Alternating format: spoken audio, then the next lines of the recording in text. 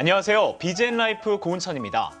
얼마 전 미국 전기차 기업 테슬라가 일본 도요타를 제치고 전 세계 자동차 기업 시가총액 1위를 기록했다는 소식 많이들 접하셨을 겁니다. 이를 두고 금융투자업계 전문가들은 전기차 시대가 왔다는 것을 보여주는 신호탄이라고 평가를 했는데요. 이렇게 세계적으로 전기차 시장이 들썩이는 가운데 국내 자동차 기업들도 혁신적인 전기차들을 출시해 전기차 시장에 활력을 더하고 있습니다. 국내 전기차 시장에 부는 새바람, 지금 바로 확인해 보시죠.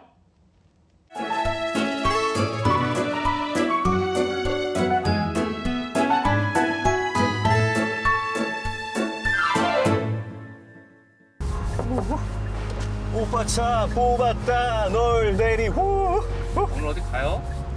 네, 피디님. 오늘 중요한 날이에요. 제가 이 차를 타고 지금 데이트를 가는 길인데요. 정말 설렙니다. 오빠 차. 딜톤 화물차 타고 데이트 간다고요? 우리 피디님, 지금 이 차 무시하시는 겁니까?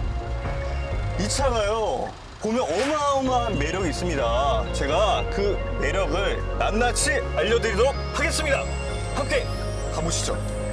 오빠 차 뽑았다.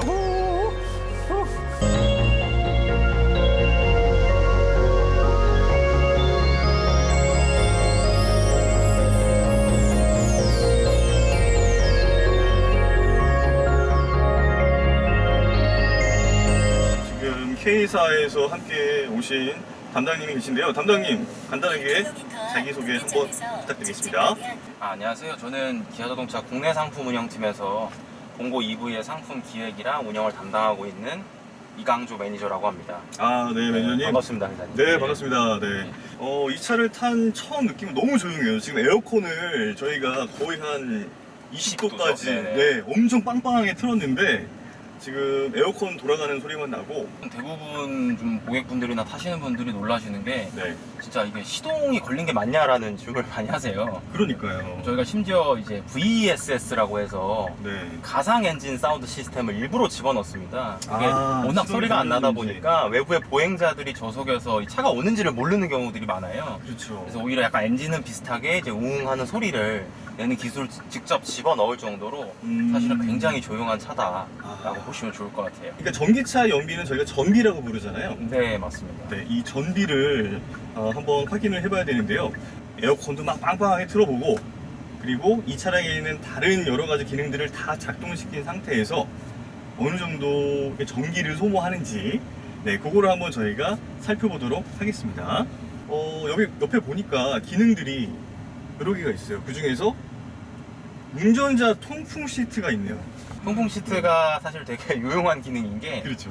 예전에 디젤 타시는 분들 같은 경우는 엔진이 이제 운전석 네. 밑에 있다 보니까 열이 엄청 올라와요. 엉덩이가 너무 뜨거우신데 통풍 시트 같은 거 하나 있었으면 좋겠다라는 정말 얘기들이 많았거든요. 그리고 이 차량에는 운전석 통풍 시트가 적용이 되기 때문에 훨씬 더 쾌적하게 주행을 하실 수가 있습니다.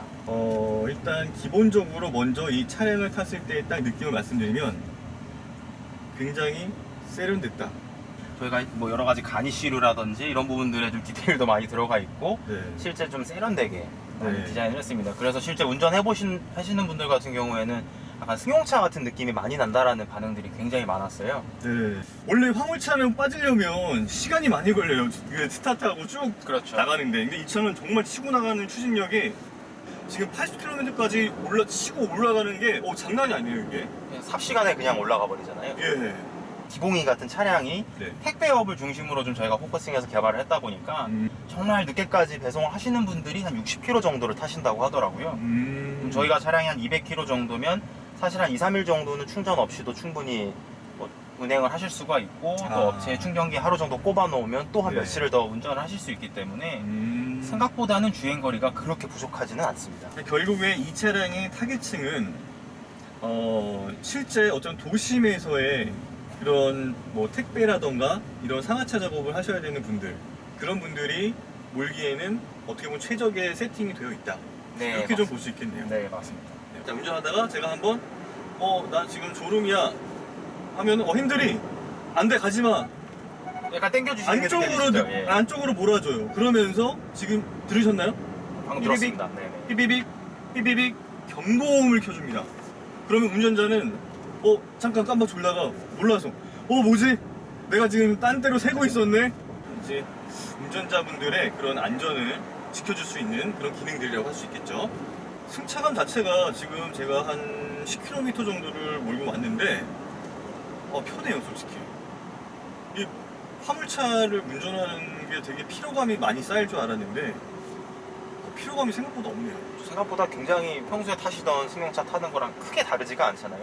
네, 저는 평소에 그 SUV, 디젤 SUV를 타는데 네네. 그 차보다 이 차가 승차감이 더 좋아. 일단 또 그 덜덜거림이 이거 없기 좀 때문에 사기 캐릭터인데 이거 안 되겠는데요, 좀 약간? 네. 보통 일반적인 그 가솔린이나 뭐 이런 내연기관 차들은 고속주행 어느 정도 뭐 80에서 뭐 한 100km 구간을 일정하게 달려주면 연비가 더 잘 나오거든요. 근데 이 차량 같은 경우에는 80km 이상 넘어가는 그런 고속주행을 가게 되면 연비가 더 떨어진다고 하더라고요. 그럼 뭐 세팅이 좀 뭐 전기차라서 그런 건가요? 어떤 건가요? 이게? 전기차는 말 그대로 모터랑 배터리를 활용하다 보니까 그냥 쓰는 만큼 다 전력이 소모가 되는 겁니다. 그래서 저희가 회생제동 기능들을 잘 활용해서 조금 이제 그런 전비를 좀 절약을 할 수가 있고 이제 그렇게 보시는 게 좋을 것 같아요.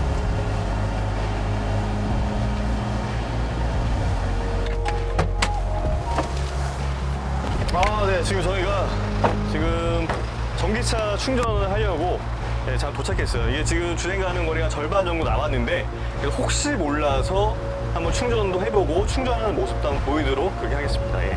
네, 이때 주행 이거 어떻게 해야 되는 건지 좀 보여주세요. 지금. 우선 예. 기본적으로는 여기가 충전구거든요. 네. 지금 잠겨 있는 상태고 한번 눌러주시면 등이 열리게 됩니다. 현재 잔량이 좀 표시가 되고요. 여기다 이제 꽂게 되면은 여기 구멍에 맞춰서 충전을 뽑아주시면 충전이 완료가 됩니다.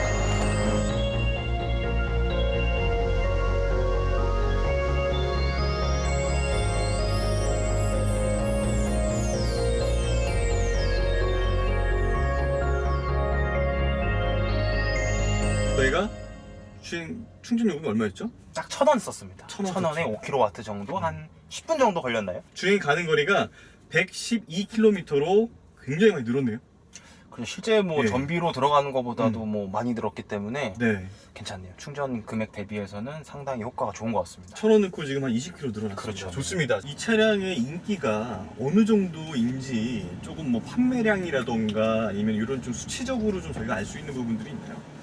저희가 이 기봉이 같은 경우에는 올해 2월 달에 출시를 했거든요. 네. 1월 달에 출시해서 2월 정도에 실제 고객 인도가 시작이 됐는데 한 5개월 정도에서 한 1,500대가 이미 넘는 대수가 판매가 되었고 네. 지금도 이미 거의 뭐 연말까지도 대기가 꽉 차 있을 만큼 한 거의 뭐 몇천 대 이상의 또 대기 물량을 확보를 하고 있습니다. 아, 그렇군요. 실제적으로 이 차를 운전해 보신 분들은 조금 피드백을 어떻게 주세요? 뭐 어떻다? 뭐 이런 평가가 좀 있으실까요? 일단은 소비자 반응을 보면은 네. 요약해보면 딱 3가지인 것 같아요. 첫 번째는 디자인이랑 똑같습니다. 너무 조용하다. 시동에 걸린지 모르겠다. 두 번째는 너무 잘 나간다. 네. 그래서 두 번째 부분이 좀 재밌는 게 아무래도 디젤하면 저희가 생각하는 이미지가 힘이잖아요. 그렇죠. 토크도 좋고. 그래서 전기차로 바꾸시려는 분들이 제일 걱정하시는 게 이게 안 나가면 어떡하냐. 뒤에 짐 실었는데 언덕 같은 데서 이거 밀리는 거 아니냐 하는데 네. 실질적인 마력 토크의 수치가 기본차 디젤보다 훨씬 높습니다. 제가 알기로는 지금 이 차량의 기본적인 마력이 지금 180마력 정도 되나요?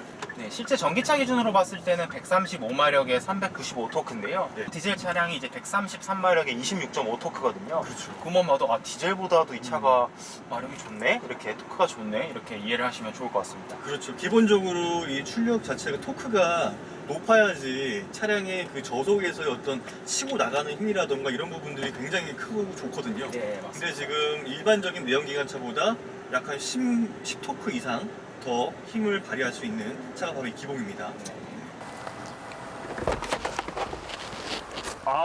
드디어 목적지에 도착했습니다. 와, 정말 제가 이 차를 몰고 약 40km 정도를 달려오면서 정말 안정적인 주행, 그리고 훌륭한 드라이브셨죠? 깜짝 놀랐습니다. 제가 정말 그만큼 주행을 잘했죠. 그죠? 예. 근데 그만큼 기봉이가 또 안정적으로 딱 받쳐줬기 때문에 제가 주행했습니다. 좋은 차와 좋은 드라이버의 또 환상적인 궁합이 아니었나. 그렇죠.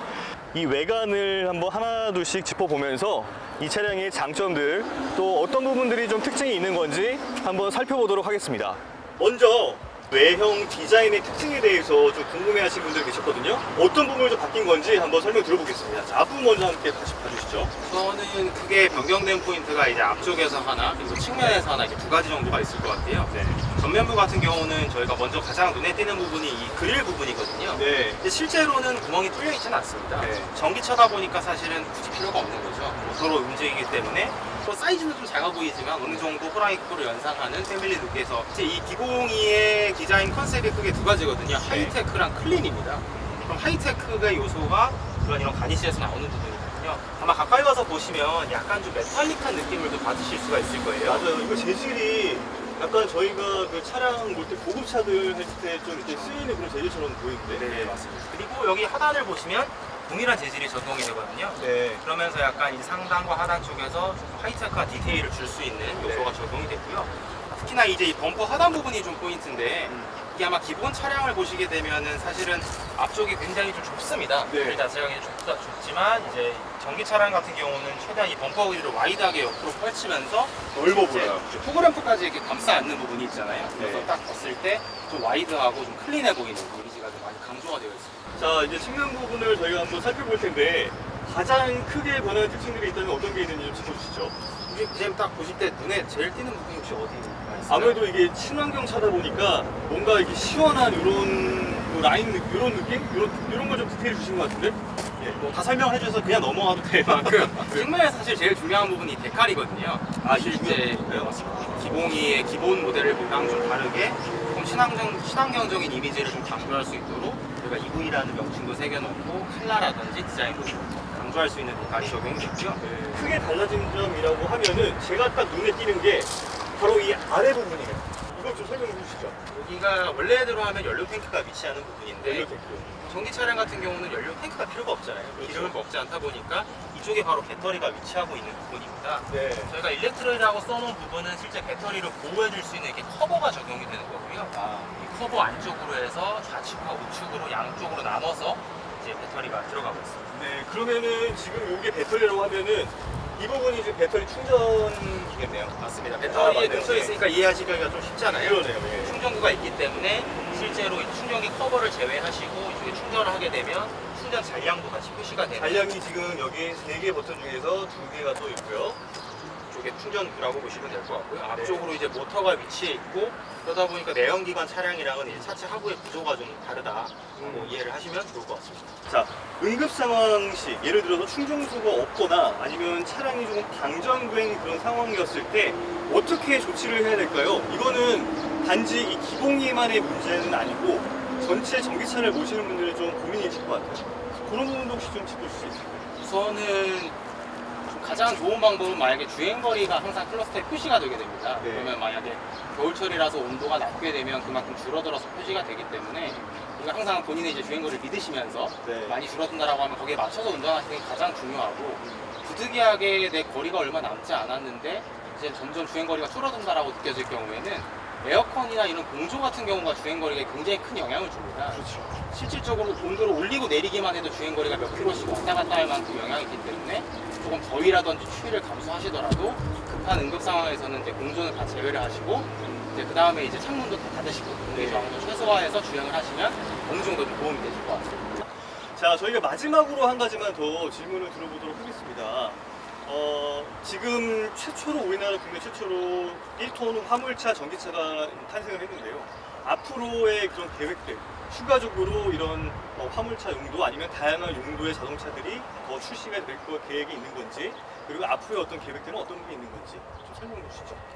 그렇죠. 저희가 처음 이제 기봉이 전기 차량이 나왔을 때 굉장히 화제가 많이 됐었습니다. 맞아요. 아무래도 전기 트럭이라는 게 생소하기도 하고 전기차라는 개념 자체도 생소한데 전기 트럭이 나온다라는 게 굉장히 좀 색다르게 다가왔던 것 같아요.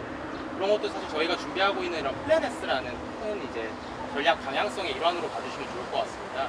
플래네스는 결국 저희가 좀 시프트 하겠다라는 뜻이거든요. 이제 저희 회사의 모든 전략 방향성을 이룬다는 의미이고 그런 플래넷의 가장 큰 축이 결국은 전기차입니다. 네. 그래서 올 EV라고 하죠.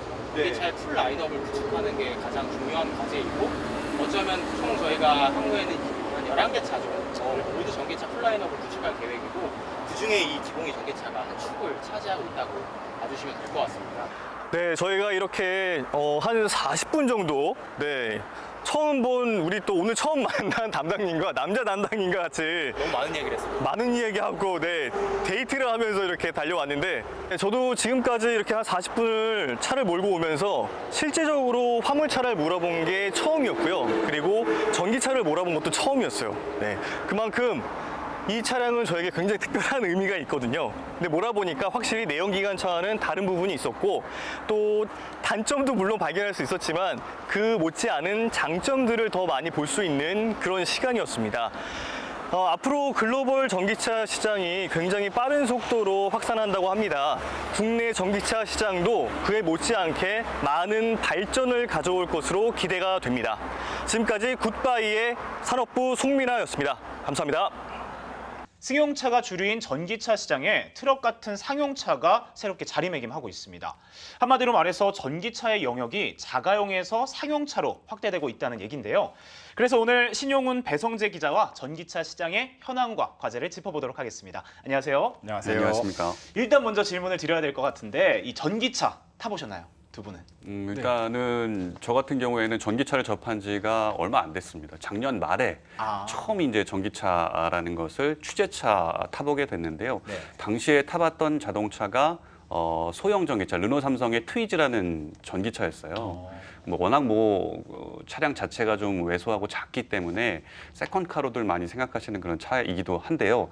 여기 가장 중요한 것이 이 전기차가 보통 이제 충전 인프라 같은 경우에는 아파트라든지 주택에서 요즘 보급률이 아무리 높다고 하더라도 아직까지는 좀 보급률이 낮은 상태거든요. 그래서 충전하기 참 불편하다라는 것이 가장 큰 문제인데 이게 이제 220V 가정용 콘센트로 충전을 할 수 있다는 그런 장점이 충전 문제를 해소할 수 있다는 점에서 가장 큰 장점이 있었던 차가 아닌가 생각이 듭니다. 아, 그렇군요.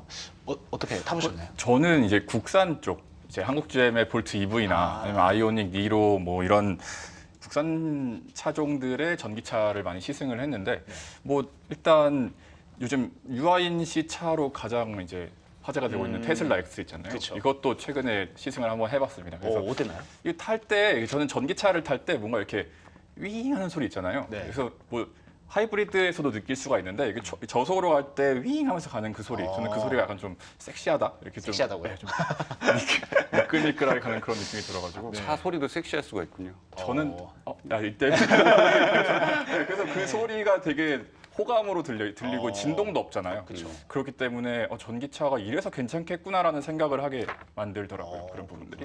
그러면은 좀 질문을 한 번 더 드려야 될 것 같은데 그렇게 이제 타 보시니까 이 전기차를 구매하고 싶다까지 연결이 되시는지 혹시 구매 의사가 있다 손 한번 들어볼까요? 네, 정말 네. 두 분 다 있으세요? 네. 네. 오. 저는 개인적으로 이 전기차로 가는 게 아까 말씀드렸다시피 이 시승감, 승차감이 굉장히 좋고 그렇죠. 또 이 정부로부터 보조금도 제가 조금 이따 이제 보조금 이야기를 할 텐데 정부로부터 보조금도 굉장히 많이 받을 수 있어요. 전기차는 거의 2천만 원 가깝게, 수소차는 4천만 원에 가깝게 야. 보조금 받을 수 있거든요. 그래서 약간 이거 내연기관 대신 이거 사도 괜찮겠는데라는 생각을 해봤었습니다. 그렇군요. 네. 내연기관차가 따라오지 못하는 부분이 상당히 있는 것 같아요.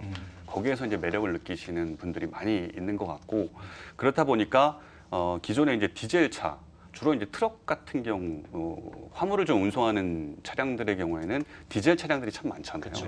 근데 요즘에는 이 상용차, 이 디젤차도 전기차로 많이 바뀌는 그런 추세다. 글로벌 상용 전기차 판매량 추이를 보면요, 2014년에는 연간 3만 2천 대 정도가 이제 상용 전기차가 팔렸었거든요. 네. 전 세계적으로. 아. 근데 이제 3년 만인 2017년에 26만 대를 돌파를 했습니다. 굉장히 빠른 속도로 이제 돌파를 한 셈이죠. 물론 작년이나 올해 같은 경우에는 코로나19 때문에 상용 전기차 수요가 급감을 하긴 했지만 앞으로 전망은 계속해서 늘어날 것이다, 급격히 늘어날 것이다라는 것이 전망입니다. 그러면 사람들이 왜 전기차를 선호하는지 그 이유가 좀 궁금하거든요. 첫 번째는 아무래도 경제성이라고 할 수가 있겠습니다. 제가 아이오닉을 타시는 분에게 3개월 동안 이제 올 초에 운행을 하신 분에게 여쭤봤는데 이 내연기관차와 비교를 했을 때 거의 이제 주유비라고 할까요? 이걸 구동하기 위해서 들이는 돈이 거의 10분의 1 수준까지 떨어졌다고 하더라고요. 이런 이제 장점이 있기 때문에 내연기관에 비해서 집값 집밥이라고 우리가 표현을 하는데 아까 말씀하신 트위즈를 그 220V에 꽂는다든지 이런 방식을 통해서 차를 구동하기 위한 에너지비를 줄일 수 있다 이렇게 볼 수가 있겠고 또 두 번째는 아까 제가 말씀드린 보조금 같은 경우에 이제 지금 국고 보조금이 2020년 올해는 거의 800만 원 수준입니다. 여기 지자체별로는 약간 다른데 거의 1000만 원 수준이거든요. 그러면 1,800만 원 정도를 이제 국가 보조금으로 받을 수가 있는 겁니다. 그러면 전기차가 많이 늘면서 대두되고 있는 문제가 또 하나 있잖아요. 폐배터리 문제일 것 같은데 제가 듣기로는 전기차 이 배터리를 일정 기간 사용을 하면 갈아줘야 된다고 하더라고요. 네, 이 배터리라는 게 어떻게 영구적으로 사용할 수 있는 게 아닙니다. 보통 이 전기차 배터리 교체 주기를 5년에서 10년 사이로 봅니다. 주행 거리로 보면은 15만에서 20만 킬로 정도를 타면 이제 배터리를 교체해 줘야 된다. 이렇게 이야기를 하는데 특히 상용차는 자가용에 비해서 주행 거리가 아무래도 길 수밖에 없지 않습니까? 그러니까 훨씬 더 자주 배터리를 교체해 줄 수밖에 없고 이런 이유 때문에 결과적으로 폐배터리의 문제가 상용차 전기차에서 좀 더 많이 부각이 되고 있는 현실입니다. 그렇군요. 사실 뭐 정부가 친환경차 보급을 독려하기 시작한 시점이 얼마 안 됩니다. 2011년부터 시작을 했고요. 실제로 지난해까지 폐배터리 발생량은 200개에서 300개 정도 수준밖에 안 됐습니다. 그렇다 보니까 아직까지는 뭐 많이 안 나오니까 큰 문제가 되지 않는다라는 생각들을 정부도 좀 갖고 있었던 터고요. 올해는 폐배터리 누적 발생량이 1000개 그리고 2022년에는 10,000개로 그 수가 기하급수적으로 좀 늘어날 걸로 예상이 되고 있습니다. 그렇군요. 이 문제가 커지고 있는 만큼 관련 대책도 좀 필요할 것 같은데 현재 폐배터리 처리와 관련된 기준이 있을까요? 이게 사실 문제가 커지고 있는데 어떤 뚜렷한 대책 아니면은 약간은 정책이 마련돼 있기는 합니다. 이게 근데 하지만 구체적으로 이행되고 있는 것들이 좀 부족한 현실인데요. 이 현재까지는 수거된 폐배터리 가지고 재활용하고 있는 이 재활용을 어떻게 해야 되는지에 대한 방안이 연구되고 있는 단계입니다. 재활용을 하면은 어떤 식으로 하는 게 나은지 아니면은 뭐 니켈, 망간 같은 희귀 금속을 어떻게 하면 추출을 할 수 있는지 이런 방안들에 대해서 연구가 계속 이루어지고 있다고 합니다. 사실 뭐 이 폐배터리 문제만을 놓고 보면은 우리나라만 이런 문제를 갖고 있지는 않습니다. 전기차 강국인 미국도 마찬가지고요. 선진국인 유럽도 마찬가지고 전기차 보급률이 상당히 높은 중국 역시도 이걸 좀 어떻게 가져가야 될지 기준을 지금 고민을 하고 있는 그런 상황이거든요. 가장 큰 이유가 왜 이 기준이 좀 안 마련됐느냐. 가장 큰 이유가 앞서도 말씀드린 것처럼 역사가 좀 짧다. 그렇기 때문에 관련 데이터를 축적하는 데는 아직 좀 부족하다라는 것이 가장 큰 이유입니다. 재활용을 하든지 분해해서 폐기를 하든지 이 처리 기준을 마련하려면 이 폐배터리가 좀 꽤 많이 나와줘야 되고 거기에 대해서 연구가 좀 지속적으로 이루어져야 되는데 아직은 좀 그 케이스 스터디가 좀 부족하다라고 할 수가 있습니다. 그러면 사실상 이 처리 기준이 나올 때까지는 폐배터리들을 방치해 놓을 수밖에 없는 거겠네요. 네, 뭐 그런 상황인데 사실 대기환경보전법에 따라서 이 어떤 보조금을 받은 전기차의 폐배터리는 그 시도 지자체장에게 반납이 돼야 됩니다. 근데 뭐 사실 이 전기차 폐차량이 가장 많은 제주도 정도를 제외하면 거의 방치되고 있다라고 봐도 무방할 정도의 상황이거든요. 그렇기 때문에 뭐 최근에는 기업체들이 직접 이 폐배터리를 수거를 해서 어떤 연구를 진행하는 곳들도 있습니다. LG화학과 이 르노삼성이 한 사례라고 할 수 있겠는데요. 서울시 택시 배터리 팩 MOU를 맺고서 이 교체된 배터리를 회수해서 새로운 ESS로 만드는 그런 MOU를 맺어서 활동을 하고 있고 또 현대차와 한국수력 원자력도 이 현대차 이 전기차 배터리에서 나온 폐배터리를 이제 한수원의 신재생에너지 ESS로 활용하는 그런 사업들을 진행 중에 있습니다. 뭐 이 밖에도 다양한 화학사들 그리고 자동차 회사들이 어떤 MOU를 맺어서 폐배터리를 어떻게 활용해야 될 것인가에 대한 고민을 꾸준히 하고 있는 현실입니다. 그렇군요. 환경을 보호하기 위해 만들어진 이 전기차가 오히려 환경을 훼손하는 애물단지로 전락되는 일이 없었으면 좋겠고요. 하루빨리 폐배터리 처리 기준이 나왔으면 좋겠습니다. 오늘 두 분 말씀 감사합니다. 계속해서 산업계 동향을 한눈에 확인할 수 있는 코너 더 페이퍼로 BGN 라이프 이어갑니다.